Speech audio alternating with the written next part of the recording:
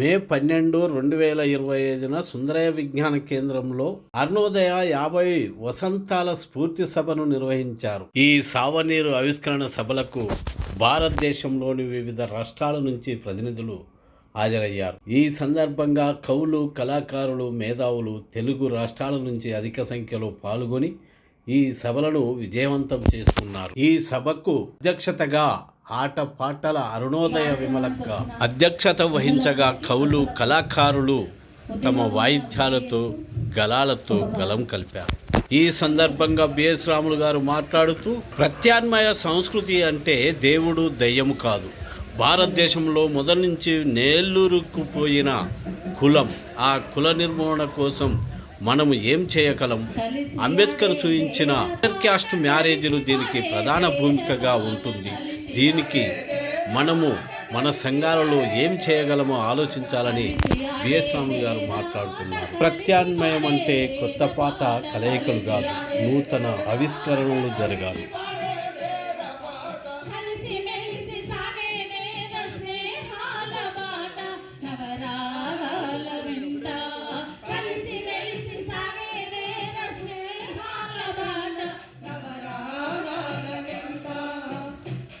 రెండు హృదయాలు కలిసేది ఒకే మనసుతో, ఒక ఆశయం బతికేది ఎందరెందరో ఆశతో, ఆశయం బతికేది ఎందరెందరో ఆశతో, ఆశయం బతికేది ఎందరెందరో ఆశతో.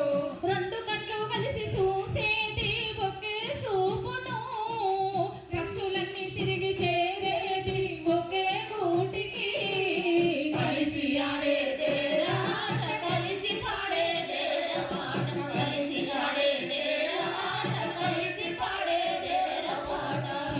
చినుకు రాలి పిల్ల కాలువ పారును, పిల్ల కాలువలన్నీ గూడి వాగులై పొంగును, కాలువలన్నీ గూడి వాగులై పొంగును, పిల్ల కాలువలన్నీ గూడి వాగులై పొంగును. వాగుల వంకల చెలిమితో వాగులూటలూరగా, నీటితో పులకించి అవని చెట్టు చేమలివ్వగా, కలిసి ఆడేదేరా కలిసి పాడేదేరా కలిసి ఆడేదేరా కలిసి పాడేదేరా, కలిసి మెలిసి సాగేదేరా స్నేహాల పాట నవరాగాల వెంట, కలిసి మెలిసి సాగేదేరా స్నేహాల పాట నవరాగాల వెంట. సరిగమలు 7 కలిసి స్వరాలయ్యి పలుకగా, పదములన్నీ తీగలయ్యి పల్లవినే అల్లగా, పదములన్నీ తీగలయ్యి పల్లవినే అల్లగా, పదములన్నీ తీగలయ్యి పల్లవినే అల్లగా. పల్లవి అను పల్లవి చరణాల చెంత చేరగా, భావమే అనురాగమయ్యి బ్రతుకు వీణ వీణగా, కలిసి ఆడేదేరా ఆట కలిసి పాడేదేరా పాట, కలిసి ఆడేదేరా ఆట కలిసి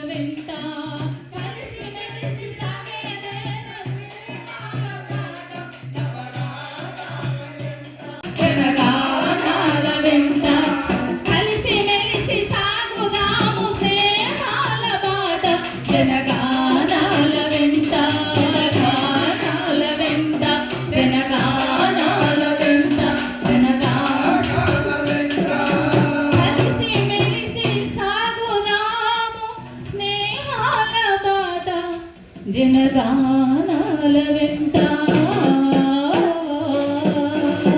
జోహార్ అమర వీరులకు 50 సంవత్సరాల స్వర్ణోత్సవ ముగింపు సమావేశాలు జరుగుతున్న సందర్భంగా శుభాకాంక్షలు, అభినందనలు. కార్యకర్తలకి, అమరులకి అందరికీ అభినందనలు. అవి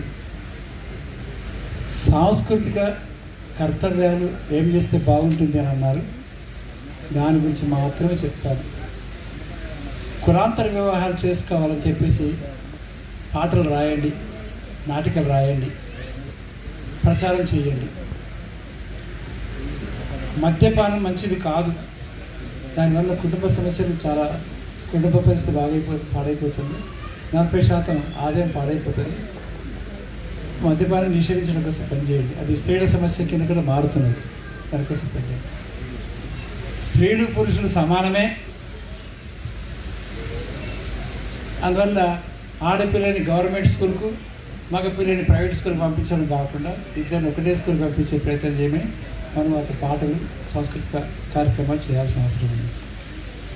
అన్నం తినేటప్పుడు అన్నం ఎట్లా తింటున్నాం దాని గురించి చాలా వ్యత్యాసాలు ఉన్నాయి. సంస్కృతి మారడానికి కులాంతర స్నేహాలు ఏవైతే ఉన్నాయో, మా ఇంటికి మీరు రండి, మీరు వంట చేయండి, మీరు తినండి, మాకు పెట్టండి. మీ ఇంటికి మేము వస్తాం,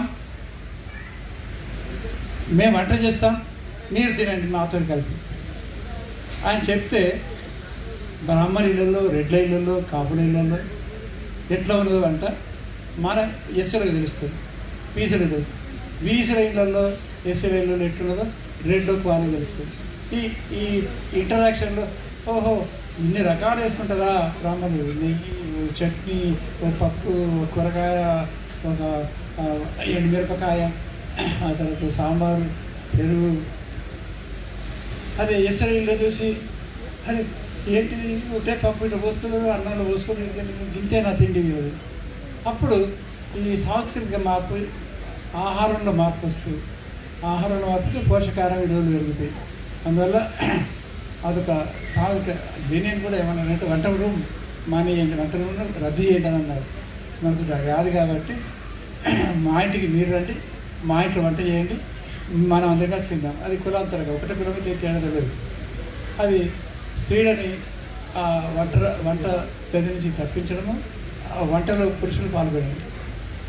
ఈ పురుషుల ఆధిపత్యం ఏదైతుందో పితృస్వామిక ఆధిపత్యము, దాన్ని స్త్రీల సమానత్వం కోసం చేయాల్సిన అవసరం ఉంది. ఉదాహరణకి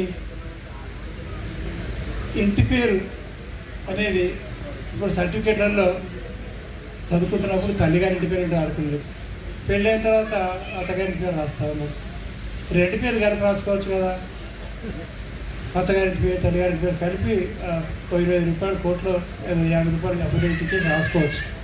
అట్లా సాంస్కృతిక మార్పు తీసుకొని, అలాగే బీసీలకు, ఎస్సీలకు, మైనారిటీలకు మధ్య సంబంధాలు ఆ సంస్కృతిలో అన్నిటికన్నా ముఖ్యంగా విద్య అవసరం, చదువుకోవడం అవసరం. చదువుకుంటే కొద్దిగా తెలివి వస్తుంది, పుస్తకం చదువుకునే అవకాశం ఉంటుంది.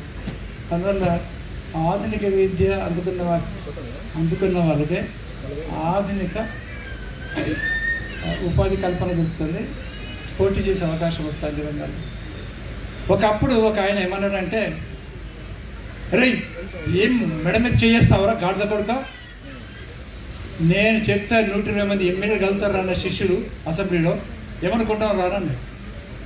ఆయన కూర రాజన్న ఈ పీడిఎస్, ఈ పిఓడబ్ల్యూ, ఈ అరుణోదయ సంస్థ నిర్మాణంలో ప్రధాన పాత్ర వహించినవాడు. ఇది సిరిసిల్లలో అన్నాడు. ఆంధ్రప్రదేశ్ 23 జిల్లాలో ఉన్నప్పుడు, ఉమ్మడి ఆంధ్రప్రదేశ్ ఉన్నప్పుడు జైల్లోకి వెళ్ళి కొట్టు పట్టుకుపోయాడు.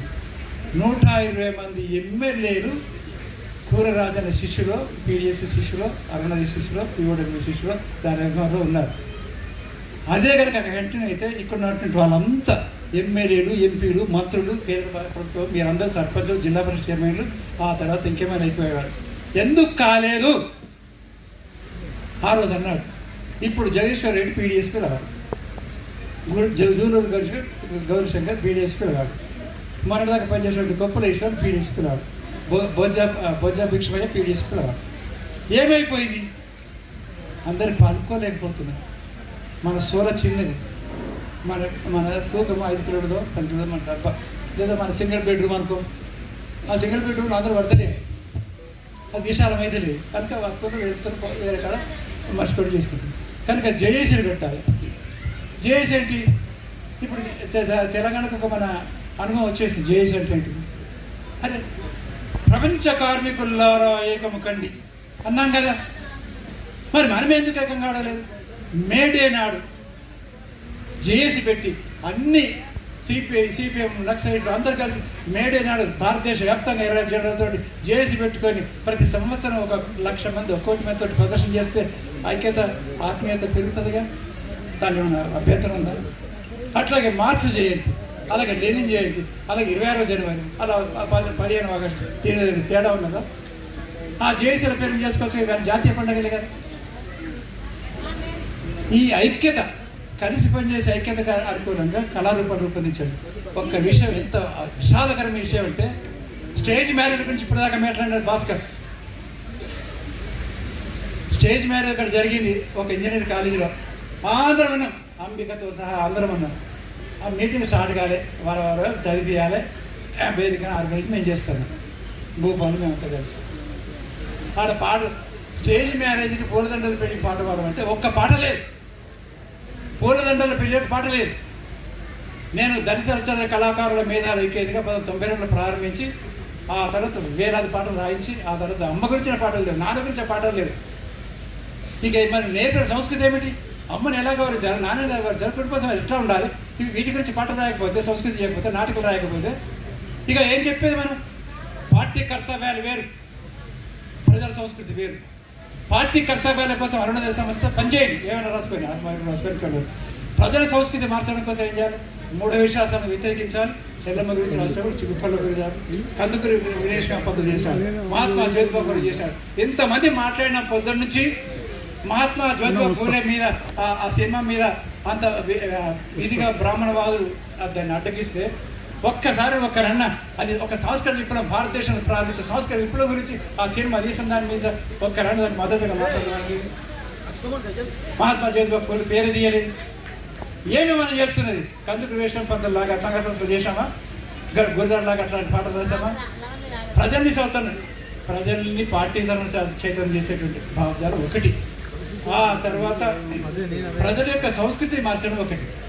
అందువల్ల ఈ 2 కర్తవ్యాలలో గద్దరు ప్రజల మధ్య పోయి ప్రజల సంస్కృతి పట్టించుకున్నప్పుడు చేపలు ఎట్లా పడతారో పాట రాసుకున్నాడు, గంగ పండుగ కూడా రాసుకున్నాడు. అందువల్ల ఆ ప్రజలతోటి ఈ భావజాలం పోయింది. మనం ఒకటే మాట్లాడుకుంటే